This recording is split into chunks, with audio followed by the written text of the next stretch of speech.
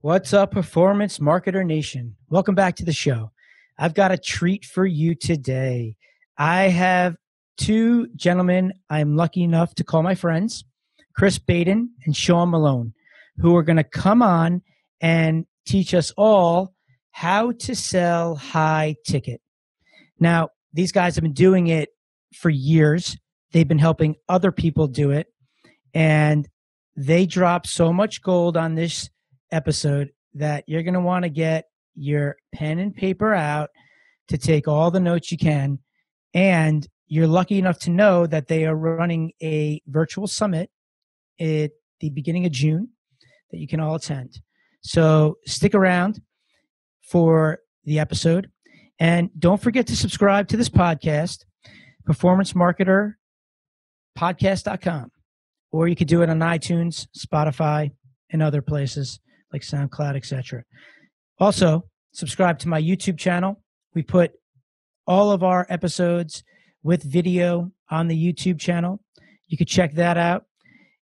You can get on the VIP waitlist of Survey Detective. That is the new platform that we are launching in the third quarter that is going to blow away everyone, where we're going to be able to help you generate leads in a way that you've never done it before, helping you convert visitors into leads, leads into customers at a fraction of the price of what you're doing today. You're going to thank me. So if you want to get on that wait list for us to let you know when it's available, it is surveydetective.io.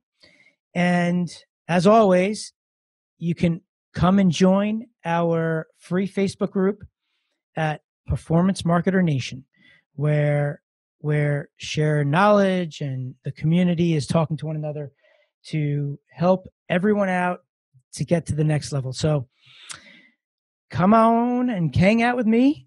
Let's go listen to the American Ninja and the long distance golfer tell us how to sell high ticket sales.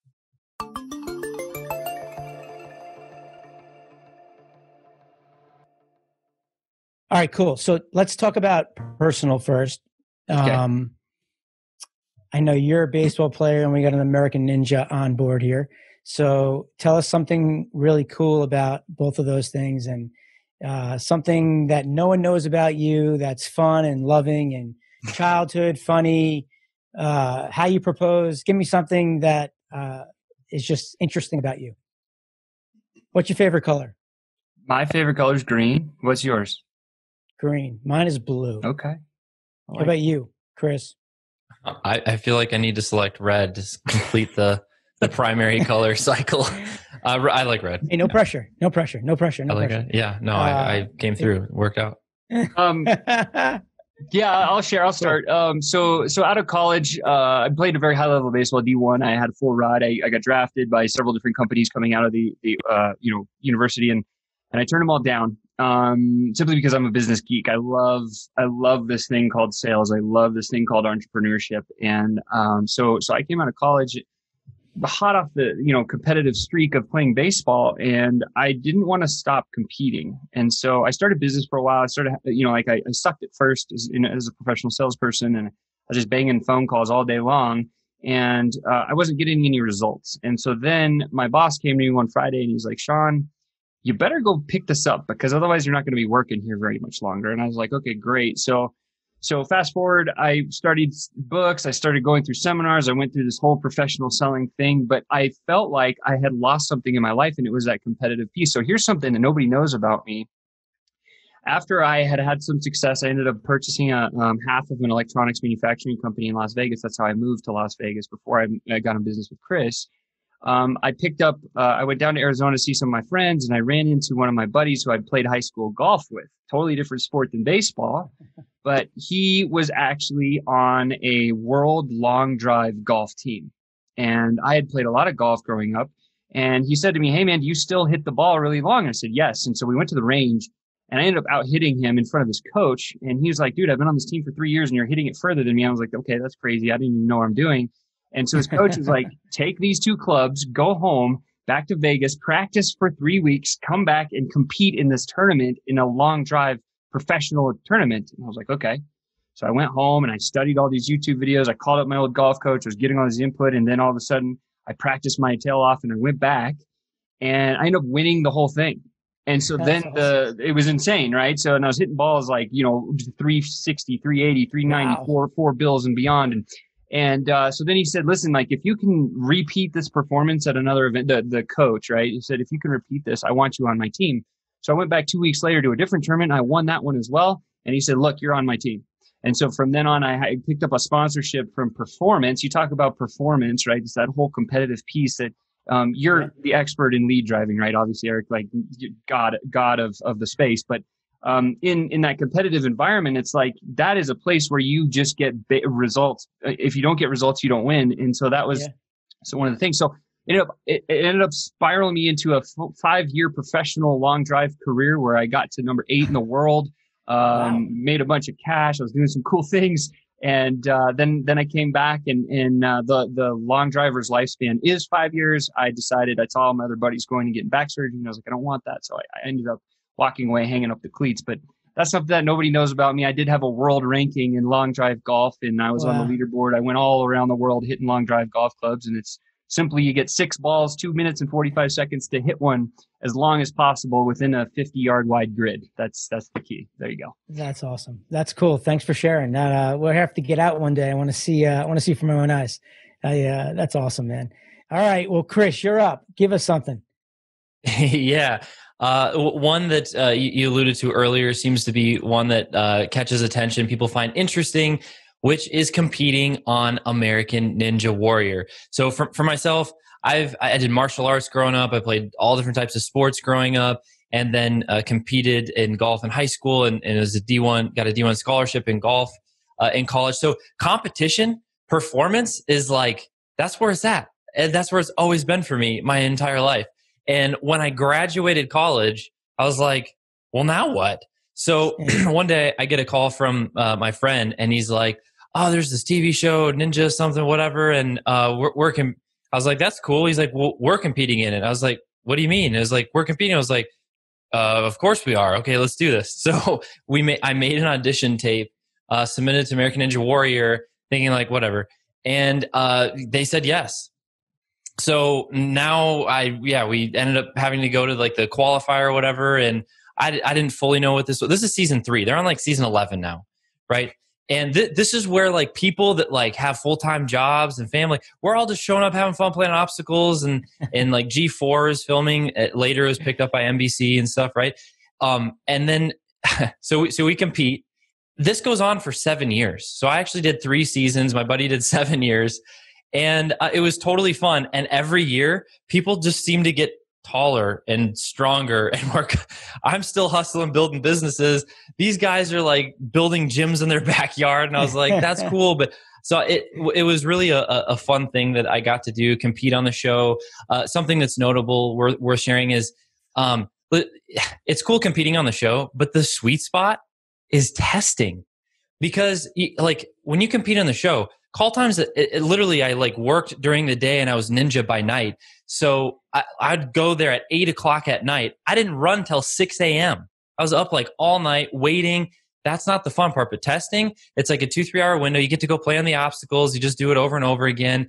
And even worked in some of their warehouses to develop like what obstacle is going to be used. And then you set it up on set, and then you see what really happens. And there's a couple a couple things. What you see on the show is different than being there and sometimes. So it was a great experience. It was a ton of fun. Oh, that's really cool. So we got 2 athletes here. That's exciting. So let's transition into how you two got together. How did you guys partner? Yeah, it's so funny. So I was out hustling at the time, and I was selling sales training. Actually, I used to. So my journey as I began as a professional salesperson, I started reading books. I went to seminars. I ended up having lunch with Tom Hopkins, who's trained over 5 million sales pros and became a mentor of mine, and started learning his system. And then, I had some big success, and I wanted my own company. So I ended up purchasing an electronics manufacturing company. I moved to Las Vegas.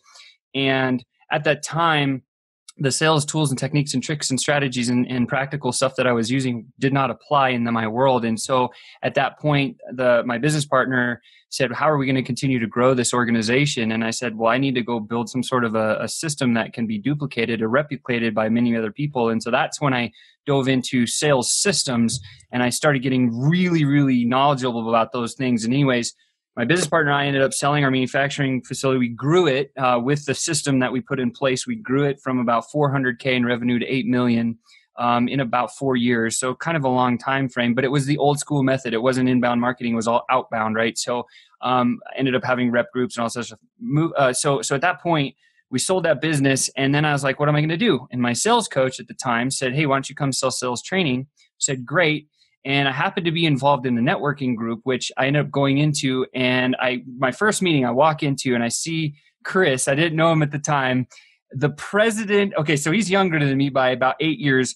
And he literally is the president of all the most professional people in Las Vegas at the time. I'm talking about doctors, lawyers, eye surgeons, networking people. Like, you could name it. They were all in there in their suits and their ties. And here's this little scrawny guy. He's not that scrawny, but this little guy in the middle of the room ripping a guitar, playing a song in front. I'm like, this dude is amazing. Yeah.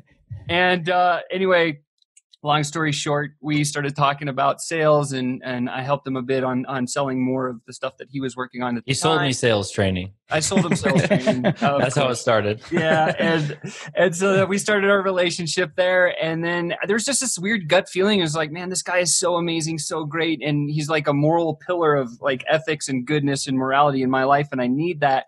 Someday I'm going to be in partners with him. I don't know what that looks like. Yeah, Chris, I don't know from your side. That's kind of how we met. Yeah. Yeah, it was BNI. If you guys have ever heard of that local Business Networking International, it's like a franchise networking group. And so we met there originally.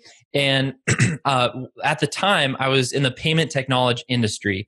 So credit card processing primarily. So I'm knocking on doors, going door to door, B2B sales. Man, like just cold, the old, like what I would call like the old school or the slow way, at least. I know people are still doing it, but it's really slow and painful.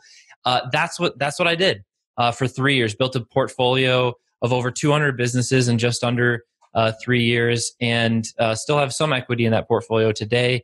So it was great learning because I talked to business owners and I got to see their numbers because it's credit card processing.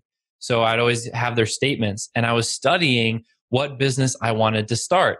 For some reason, after 3 years, I didn't learn my lesson because the next one I started was an insurance agency. No offense to any insurance agents watching this, but that was not the right path for me. So I did that for a year, had a small team of 5, obviously B2B with credit card processing, signed up hospitals. I got to sit in front of 2 different billion-dollar companies and pitch C-suites. I like dealerships. There's all over the map, all different types of industries. And I land in insurance. So I do that for a year, and I was like, I can't scale this model nearly fast enough to what I need to accomplish for my goals. So I'm like, all right, I've got my first child on the way. I start going online, and wasn't really active online. So I don't know, come up with a couple different ideas, and I get a call from Sean. I haven't talked to Sean in forever. He's like, hey, Chris. Hey, Sean. Hey, Chris, do you like the internet? Sean. That was literally the question. I asked him that question. That was it. I was like, yo, Chris, do you like the internet? I was like, Sean, what does that mean? I don't know. Like, it's helpful? I don't know. So we talked more, and basically it landed on Facebook ads. I was like, Facebook? I'm spending like $15 a lead for all my sales reps and my insurance agency. And I see like $1, $2, $3 a lead on Facebook. I was like, this is insane. Like, we just need to find anything that is valuable to sell. And like, this is cheap attention. So, and literally this is 2016. In 2012, I looked back. That was the last time I actually posted on Facebook. I didn't even know Facebook did ads. This whole internet world, oh gosh, the last 4 years has been like a massive tornado in my life, but in a painful and exciting, great way. But that's how we met. And so I started learning marketing, how I did life, how I did business without marketing, is beyond me. So that's what we've been a heavy focus in that world. I'm learning copy. I'm learning paid advertising. I'm learning all these things I've never even touched before. I'm starting to make more in a month than sometimes I'd even get close to making in a year. It's the scalability totally caught my attention. The tracking, like it was an ATM. Like I know for every dollar, once you get the system set up, I know for every dollar I'm spending, I'm buying cash basically. I'm getting $3, $4, $5 back for every dollar I'm spending. And so the tracking, the performance metrics were so much more interesting and fun. Yeah, I got to get a button. I need to get one of those things with yeah, I saw you doing some kind of motion here. Like cash flow. Cash flow is king. I need to like have like a noise that like you just said, like a ding, like something. That's awesome. We do need a soundboard. You got buttons and cameras all over the place over there. I mean, why don't we just throw in some sound effects? I'm working on it. I'm going to call Kramer. I'm working on it. Kramer, that's cool. Yes. Yeah. So to kind of continue that story, because I think it's interesting. So like Melissa and I, my wife, we decided we wanted to build an online lifestyle so we could have the space, but we knew we couldn't do it alone. And there's no better partner than Chris Baden. I mean, of all, like, and I've had several that have gone south, but literally like finding a strong and good partner is very rare and difficult because there's always personalities. Eric, you've been through a bunch of those. I know I've heard your story. You have a phenomenal way of always recovering. And one thing that I totally admire about you, by the way, is you always stand up one more time than you get knocked down. And that to me is just like the true definition of a warrior. And so I'm grateful for you to be an inspiration in my life for that. So thank you for that. Awesome. One of the things that I think is interesting is as Chris and I started to climb into this marketing world, we started talking about how do we grow, or how do we learn, how do we master or become competent in this place called marketing. Now you've already been there for years and you've already mastered. Okay. So Chris and I stumbled upon this document, which we're going to share today, but literally it's the 4 levels of competence. And so I'll just share really quick how it works, what it kind of means, and then we'll kind of dive into some stories. Can we share screen on this? Does that work, or is this just all audio? Go for it. Well, Chris, I'll kind of keep talking. This will be on YouTube. This will be on our YouTube channel. Awesome. And on the podcast for sure. You definitely want to see this. Obviously, the download link will be available for you guys. But this is something that literally transformed everything in our world when we were coming into the marketing game. Now, there's 4 levels of competency, starting with unconscious incompetence, moving to conscious incompetence, conscious competence, and finally a level of unconscious competence. Now, Eric, for the media buyers and the affiliate marketers that you guide into big game and becoming true masters at the craft, I would say you've already achieved, and I know this for a fact, you've already achieved the highest level of learning in the marketing space, in the lead driving space. And so for those reasons, people go listen to Eric. He knows what he's talking about. He knows numbers and he's doing great things. And so you should follow him until the day that this guy, leaves this earth. He's going to leave a lot of value in your life. But as we started entering this marketing space, we were kind of like a baby. We needed to learn something new. And let's give the shoe tying example, and then Chris could make it a little more relevant. The first level of competency is unconscious incompetence. So if you're a baby, let's talk about tying shoes for a second. If you're a baby, you don't know what a shoe is, let alone that you need to tie it, right? So you're completely unconscious to the fact that you don't even know what shoes are for, and you're incompetent because you don't know that you need to tie the shoes because you won't trip on them when you can walk. So fast forward a little bit more to the second level now is going to be this conscious incompetence, meaning you're aware that you have shoes. So the baby grows up now to a little boy, but he doesn't understand how to tie his shoes yet. He still needs his mom to come in and actually tie the shoes, but he's aware of the fact like, hey, I know that my shoes need to be tied. So this is going to be the second level of this competence where it's like, you need something to be happening, but you don't know how to do it and you don't know how to achieve it. And then you move into the third stage as you get a little bit older. Now you're probably like 5, maybe 6. And you realize that, yes, you're consciously competent. You can tie your shoes. You know how to do that. And you're aware that you need to have your shoes tied so that you don't trip and fall down. However, if mom's ringing the dinner bell and the dog's running in from the room and you're trying to focus, you can only focus on one thing, that's tying your shoe, because you're consciously so focused on this, you can't have any other distractions. And as you do that over and over and over, eventually you move into the next level of unconscious competency, when things like, I listen to Eric all the time, and when things come out of his mouth, I'm like, did you even know what you just said, dude? Because it was like truly amazing. And I wrote down 7 pages of notes from what he tells me.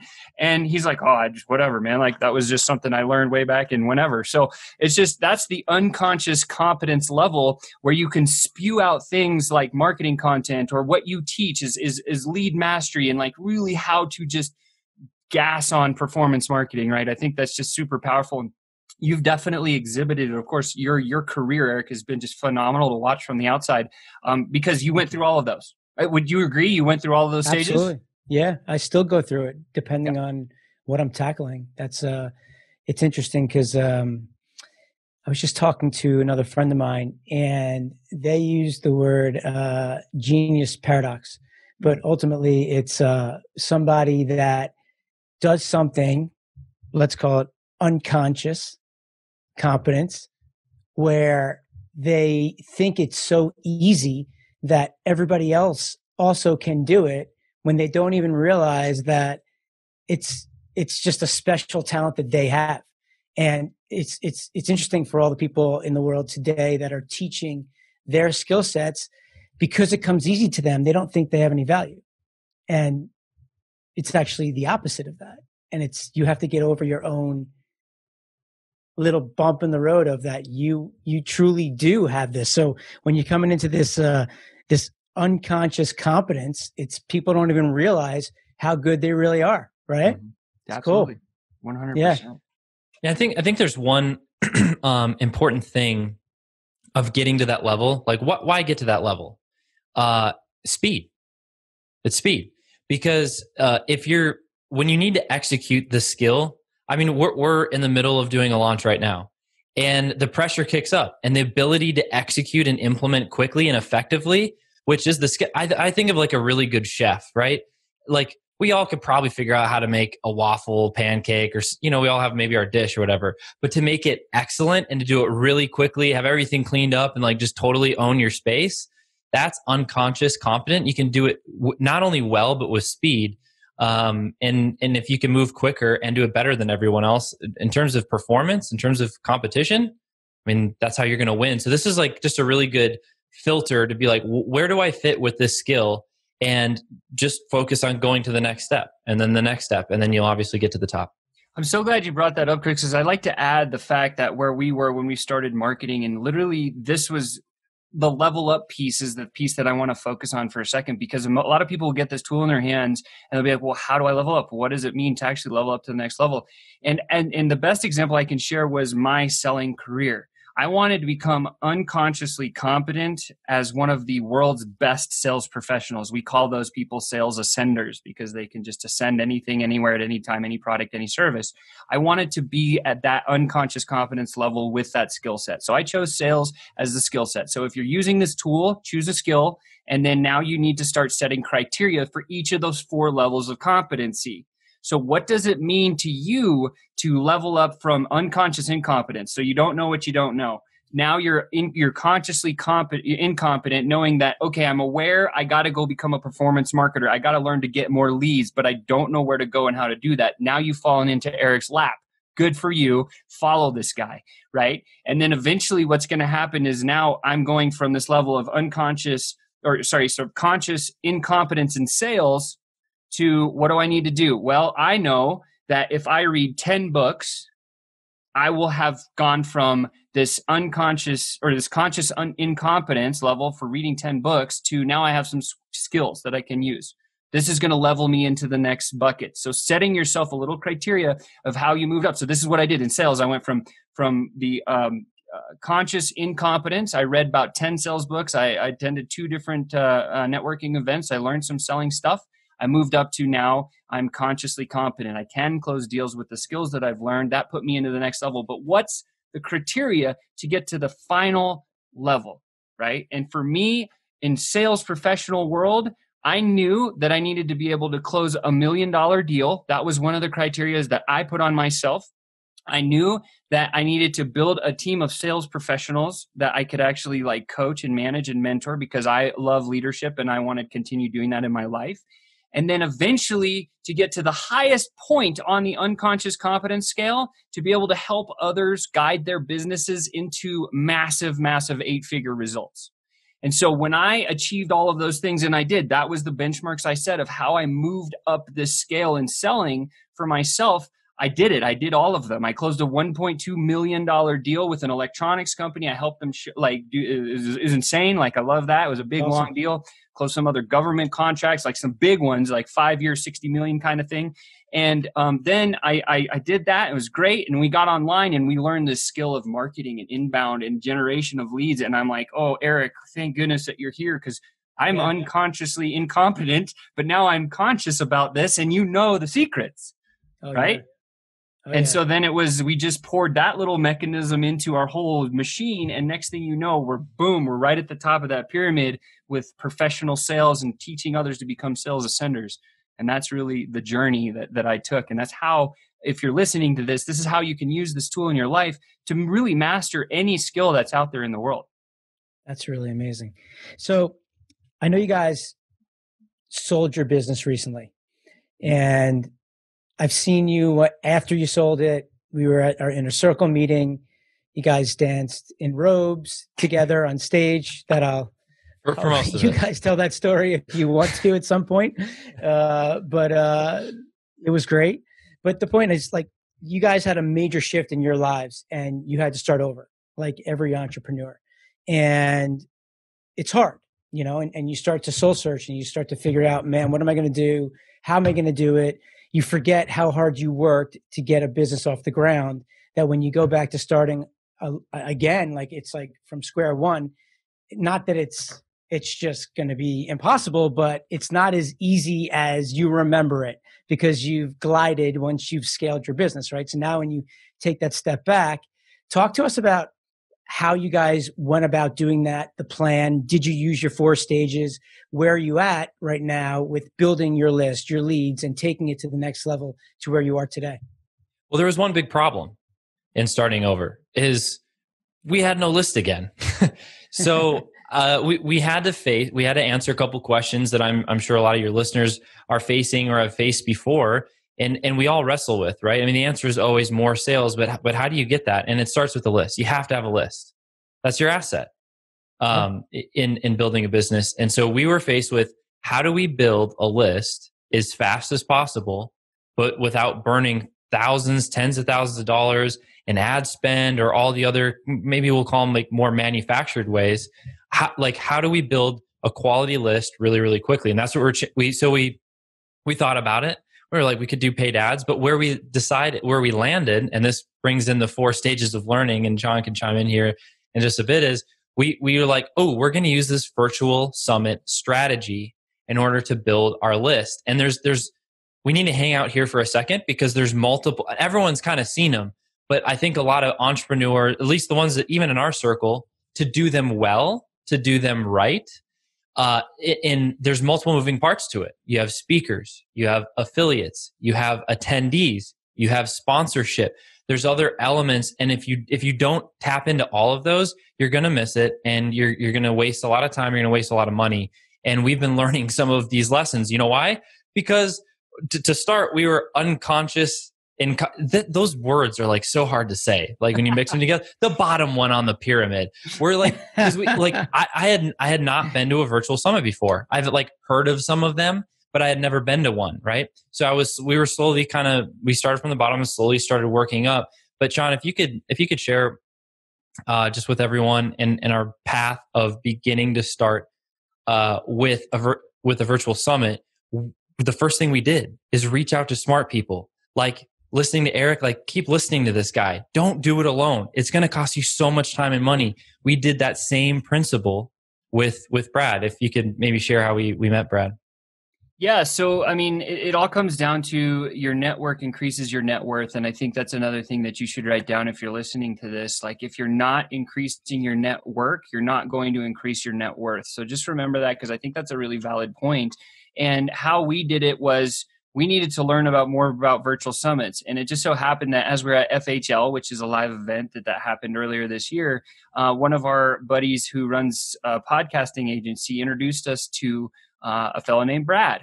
And Brad happened to be one of the category kings of virtual summits. And at that point, we were like, this is a really interesting model. And like anything else, what is our skill set? Chris and I, when we started our sales consulting business, we sat down there because our coach, Russell Brunson, and Eric's coach, he told us, you got to go kill your baby. This is when we killed the software company. And he said, we asked him, like, Russell, how do we do this? And he didn't have really a strong, solid directions on how to kill the baby. But what he did share was profound. He said to us, he said, Sean, he said, sit down, figure out what you're really good at, and then focus on the people that need that service and go ask if they actually need that service. And so we spoke with him. We spoke with one of our other mentors. So simple, right? And when you think about it, it's, what are you good at? Go find people that need your help. Why couldn't I think of that? Oh, man, genius. Yeah, that's a genius. Cha-ching button. Where's the button? But it's great when you hear from someone else. It's so true, though. Yeah, and so literally, like, Chris and I sat there and we said, listen, we have almost more than 2 decades of professional sales background. Like, we should definitely be able to help other entrepreneurs, business owners, marketers, sales professionals to grow whatever business, if they're a solopreneur or even if they have a big team, because we've done all of those things and we're masters at that. So what did we do? We started talking to all these people that were in our target market, and we found that there was a need that they had. And then we said, look, we'll come do this for a certain amount of cash. And that's really how we springboarded into this thing. But when we got to the place where we're like, okay, we have a few clients, but we're not scaling. We're at that point, we're stuck. We have a little business that's doing pretty good for us, multiple 6 figures. But at the same time, we want 7 figures. We want 8 figures. We want Eric Beer's 9 figures kinds of numbers, right? Like that. How do we do that? And so that was where we started looking into a marketing strategy of like, what could we do? And we decided that when we were at FHL, we met Brad, and Brad was he is, one of the category kings of virtual summits. And we said, how can we serve Brad? Because we want to work with him at some point. So Chris and I looked at our superpower and said, why don't we just go find him a bunch of business?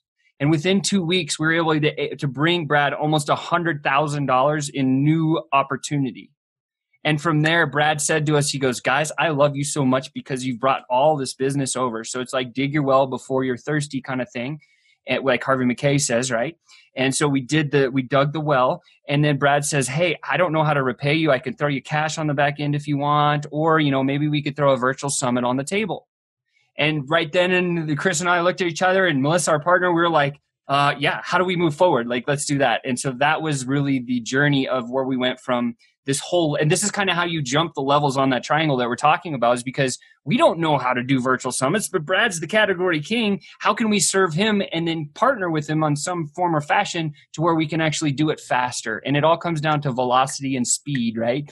And so Brad is doing all the tech work. He wired up the whole thing for us. And we went out and we found all the best because we'd been digging our well with our network. Again, you increase your net worth when you increase your network.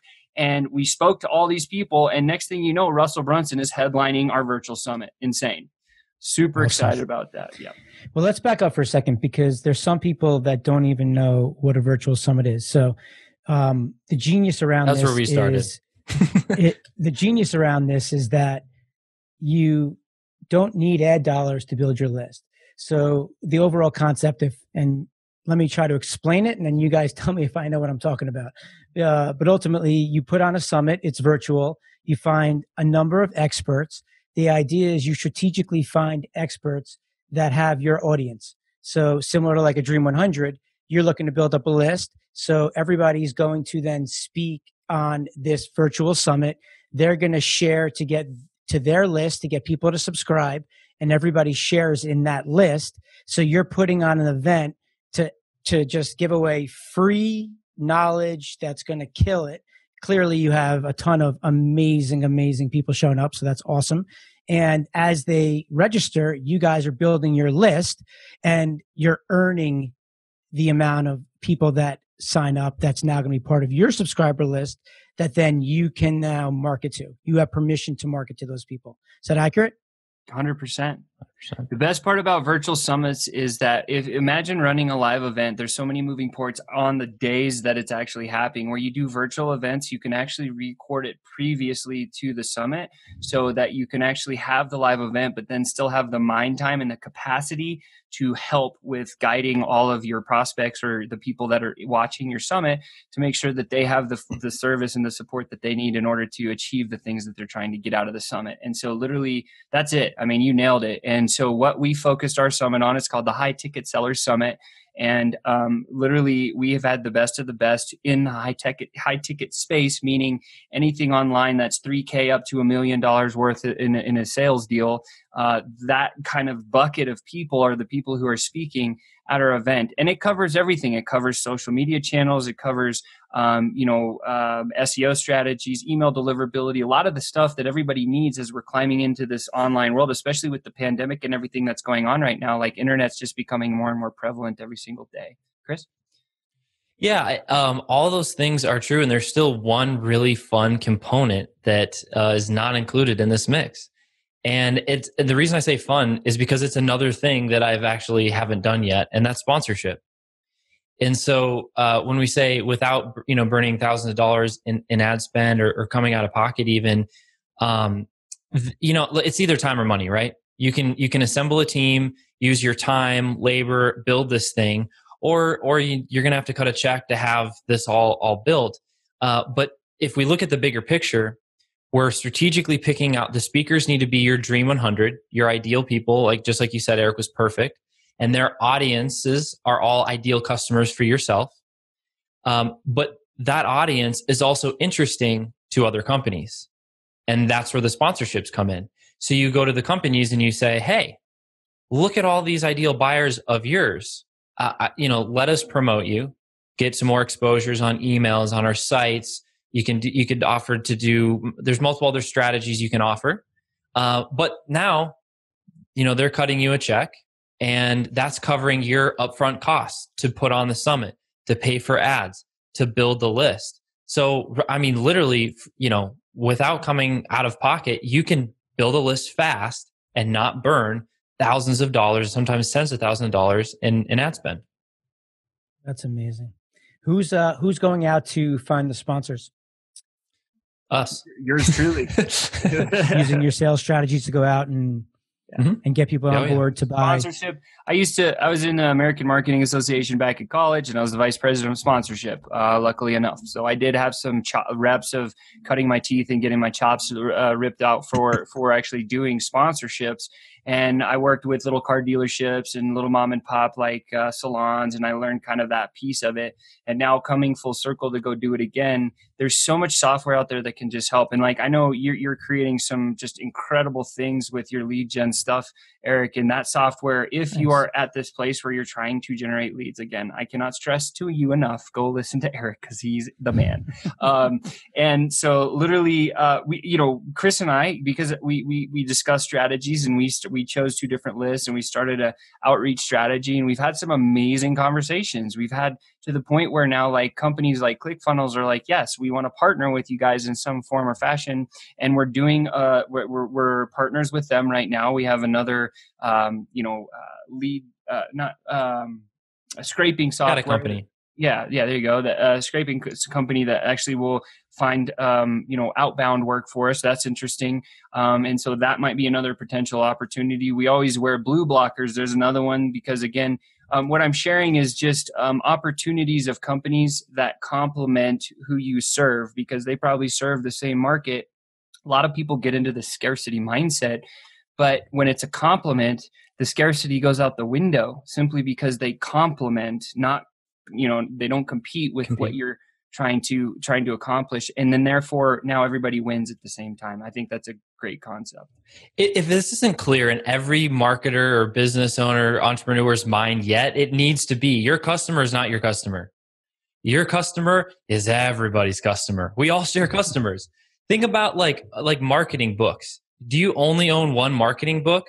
You've bought all of the marketing books or a lot of them in the same topic. That's just in the same industry. But that alone, you buy multiple products is the point. And probably everyone here listening is on the right track, the smart track. You guys probably already knew that, but just in case it wasn't clear, this will free you and allow you to, like Sean's saying, be more collaborative and continue to serve your audience and your customers at a higher level. Yeah. So I'm impressed, guys, for real. Hey, Eric. Because a lot of people complain about this stuff where they don't have money, they can't build a list. Bottom line is you're resourceful. You guys are hustling and finding ways to, this is your seed of your business. I don't know, what are you going to walk away with? 10, 20, 50,000 potential leads. And when it's all said and done, that you can now market to, that are highly relevant people, that now you just have to nurture them, indoctrinate them, become relatable to them, understand what their needs are, and then give them your solution. Right. So that's, and it always goes, I just want to add, it always goes full circle. We know that you're one of the category kings of lead gen, right? And so guess what? All of our clients are going to need lead gen. We're not the category kings of that. We're the category kings of high ticket sales. Like, we don't know much about, we know a little bit, we know enough to be dangerous in the lead gen space, but we're no Eric Beer. That's for dang sure. Yeah. So it's funny because I was just talking to someone about this yesterday. I was helping somebody with building out their survey, and they sell high ticket, but the whole strategy that we used around this process was, you don't sell a cold lead, a $5,000 program on day one, right? So the whole idea around what we did was we created this survey that segmented the data into 4 different groups that we were then able to provide to them something relatable that all funneled back into the same core offer, which was to get them to register for the webinar that then indoctrinates them to sell the high ticket, right? And it's interesting because I don't currently sell high ticket. I haven't done it. Maybe I never do it. I don't know. Although it's nice to get those big checks, all right. But I've heard stories from you guys when you've gone into people's sales rooms and you've upticked their sales on high ticket. I remember at our last meeting, you guys showed an example of a client of yours where you doubled the output for what they were doing in a very short period of time, right? So it's like a high ticket or a low ticket. At the end of the day, it's sales, right? And you just have to, how much time do you spend if it's a more expensive offer, right? And you guys are the experts in this more than me, and understanding this process. But getting somebody to the point where they really need you, to that they're saying to you, all right, guys, what do I do next? And then you just feed them this big ticket. It's really impressive what you guys have done. And the way you've applied it to so many different businesses is really just, it's universal. I think what you outlined is really important to highlight and hang out on. It's the process of selling high ticket. So check this out. It's the and this, I'm kind of giving ourselves away a little bit here. Okay. So insider scoop with Eric Beer. Oh my God. Secrets in the dark room. Let's take out some cereal or something. That's good. That's good. Speaking of secrets, I'm just trying to figure out what stick figures you're drawing on your table over there. If you only knew. You guys are giving me so much gold. I take notes. I'm learning from you guys. This is great. That's awesome. No, in my mind, I'm like, I know he's probably taking notes, but I was like, it'd be hilarious if he's just drawing stick figures over there while we're So yeah, the process that you outlined though is the customer journey. And notice, this is the secret: high ticket seller summit, high ticket seller summit. It's everything high ticket, but guess what we're going to sell at the end? Not high ticket. Why? Because they're not warm yet. And so one of the secrets to high ticket is knowing when you've earned the right to ask, knowing how to build the relationship. This isn't like, there's not some magic trick or tactic or, persuasion strategy. It's not cheap like that. The best way to do it is do the real thing. Don't take any shortcuts. Understand the problem that you're solving. Understand who that's valuable to. Understand how to reach out to them. Let them know, hey, I exist. Know, like, and trust, right? So they know you. Now we got to build some likability. Hey, let's do an event. Come hang out a little bit. Let us serve you. Let's see if this is a good fit, right? And then after that takes place, there's going to be a smaller percentage that begin to trust you. And like most people get this so screwed up in their approach. You don't want everybody, right? So part of the and I say slow. I mean, you can still do this in a 30, 90-day sprint. It depends on your goals and what numbers you want to do, right? But at the same time, you don't want to work with everyone. So you don't want to just try to, go for the close right away. No. Have an application process so you can see, this part of the reason we had 100% success rate with our high ticket clients is because we had that process up front where we saw, nope, they are primed for this. This is the 1 or 2 strategies we need to implement. Here's roughly the return that we're going to get for them so that we can create a good experience for both people. What you just said, Eric, is a process. Like you don't just jump right out of the gate and do it. So I think that's really important for people to understand. This isn't, if you want to play the high ticket game, we need some strategy, and it takes a little bit of time. Yeah, I think the best analogy, actually there's 2 of them that kind of popped in my mind, so I'll throw both of them at you. But the first one is when you're dating somebody. When you first start dating somebody, you're not going to walk up to them on the first day and ask them to get married because, number one, you'd be freaked out because you don't know what skeletons are in their closet. You got to go figure that out. Number 2, they got to figure out the skeletons, if you have any, in your closet. And then number 3, you got to make sure that relationship is going to be a partnership, not just a transaction, right? And so that becomes the key in really development and growth and strategically bonding with a prospect and then eventually a client. So in the dating world, literally, like you go out on a bunch of dates, you do some fun things, you find out that this chick is boring, you find out this chick's exciting. Next thing you know, like there's this one girl that you're like, oh, she hits all my check boxes. I know exactly what I want. This is the one. And boom, now you've got married. And that's the same process of high ticket sales, is literally just understanding and going in and asking those things and pulling out skeletons and recreating or reteaching prospects on a different framework of how to look at that particular objection or obstruction that they have in their mind. So there is an element of teaching, but then at the end of the day, it's literally they will grow to like and trust you. Second analogy literally would be when you're playing in a sandbox as a little kid. You jump in a sandbox, and across the sandbox, Chris is over there. And I'm like, hey, Chris, I'm over here in your sandbox. I'm just hanging out. And he's like, hey, Sean. The next thing you know, we're building sandcastles. And I'm like, hey, Chris, that's a cool little toy. Do you mind if I borrow it to build this one piece of it? Sure. And I got this, and boom, and I give it back. There's the trust. There's this little lightning bolt that's created trust between Chris and I. He sees that I have this other little tool. He asks me for the same thing. I serve him. Next thing you know, Chris says, hey, can you keep this tool for me at your house? I got to go on this trip. Next thing you know, it just grows and grows and compounds, and it's like a big snowball rolling down a hill. Does that make sense? Yeah, absolutely. You're building a relationship. You're building trust. I mean, it's a no-brainer. I love the application. You can use my survey platform when you're ready. Survey Detective, baby. Come and get it. We need to talk about it. Yes. Yeah. So, all right. So let's tell everybody how they can attend this virtual summit, when it is. Give all the details up. Yeah, so the summit is launching on June 11th. It's a 4-day event, June 11th, 12th, 13th, and 14th. And tickets are free. So you can go get yourself a free ticket at highticketsellerssummit.com. Again, that's highticketsellerssummit.com. Here's the website. Chris just brought it up. You can see a little intro about us, what we're about, why you should attend the summit, the 30 speakers that are going to be there, all the people that it could be for. By the way, with the free ticket, we're giving away a free high ticket lead gen funnel.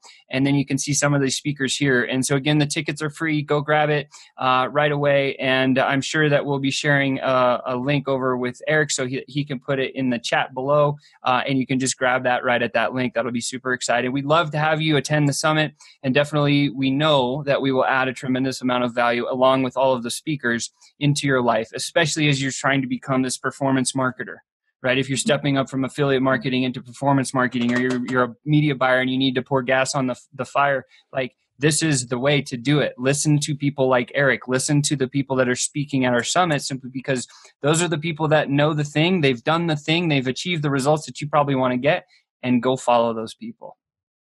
Chris, Awesome. did I miss Chris, anything? you want anything?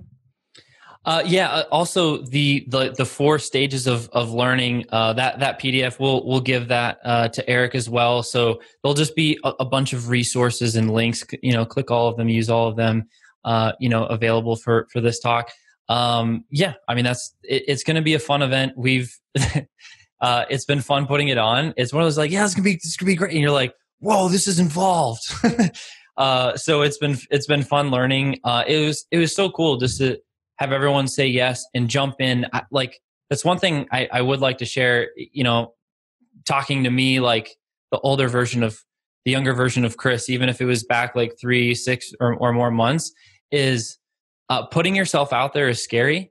But if your vision is bigger than yourself, then it's so cool how other people catch it and start, drawing towards you. And so if you've been struggling, if you feel stuck, and it's kind of the same cycles and all that, I would encourage you to go back and assess your vision. Why are you really doing what you're doing? Is it greater than yourself, or is it just for some small need for yourself? And if it's there, that's okay. But just start thinking about why that's important and matters to other people. And when those thoughts and those questions start flowing through, it grows, and then more people get involved, and then there's a lot more momentum, and it becomes a lot more fun too. So that's been a fun experience going through this. I want to hit on that because that was awesome what you just said. Imperfect action. Just do it. I think there's so many people that get in their own way. I do it myself all the time. And you're never going to be perfect. 3 for 10, you're in the Hall of Fame, right? That means you are out right 7 out of 10 times. Just do it. Yeah, stop overthinking. Just do it. Even if it's not the best that it's ever going to be, that is what is part of the building process to get you the momentum for it to get better. Otherwise, you're never going to get there. So I think that's a really good point you made. And guys, I really appreciate you guys coming on and dropping all this gold. If you're not signed up for this summit, do it. What is it? Highticketsellerssummit.com. We'll have a link in the description. We'll put a link below. Yep. Highticketsellerssummit.com. Go check it out. These 2 geniuses plus a bunch of other people are going to be there. I can't imagine. I'll be there for sure. So I'm looking forward to it. And guys, Eric, you're going to be speaking on the next one, so get ready, brother. Oh, shucks. All right, cool. All right, guys. Well, if that's it, you guys rock. Say hello to Melissa, and I'll talk to you guys soon. Thank you so much. Thanks, Eric. Well, there you have it, performance marketers. That was Chris Baden, a.k.a. the American Ninja, and Sean Malone, the long-distance golf driver champion, dropping gold on how to sell high ticket, giving you the 4 stages of learning, letting you know how to build a list when you're starting over without spending $1 on advertising. And these guys were nice enough to give us a link that you guys can click to attend their high ticket virtual summit. So if that's of interest to you, click below, sign up. And there's no doubt in my mind that you're going to get a tremendous amount of value out of what they're bringing to the table, and the speakers that they've put together here are going to just rock the world. So check it out. And don't forget to subscribe to the podcast, performancemarketerpodcast.com, or on iTunes or Spotify. Go check us out at our YouTube channel. This episode and all other episodes are always on our YouTube channel. It's the Eric Beer YouTube channel. If you want to get on our VIP waitlist, go to surveydetective.io, where you'll have the ability to be in the know on all of the news that's coming out and all of the free value that we're pushing out to show people we really do get it and we know what we're talking about. We're going to earn your trust. We're going to earn it in a way where we serve you and give you knowledge and help you. And in return, you're going to want to hang out with us because you know that we can help you. So go check it out, surveydetective.io. And if you want to join our free Facebook group, go check that out at Performance Marketer Nation. Sign up, answer a few questions, and you will then be part of that community. So until then, be well, stay safe, and peace out.